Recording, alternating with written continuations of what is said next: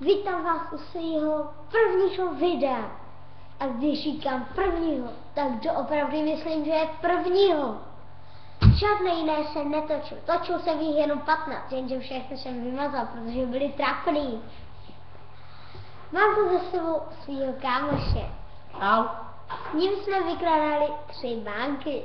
To je pravda. Bylo tam, v jedné bance bylo maximálně 20 mega, což je hodně málo. A on má všechny peníze. Jaký? Takhle to u nás chodí, no prostě, kdo má všechny peníze, tak teďka už mám já.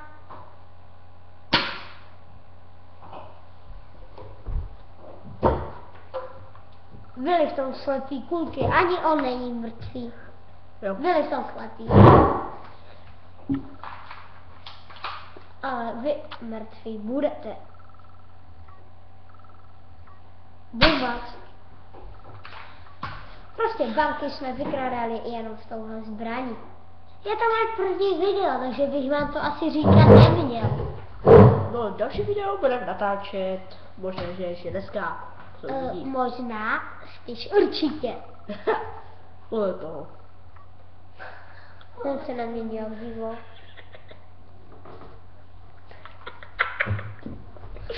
Hrabem a hodně. Želzu. A moje. Jo, a protože nepoužiješ číslový olej. Ne? Teďka už tam byli ostrý. Zkazil si celý video!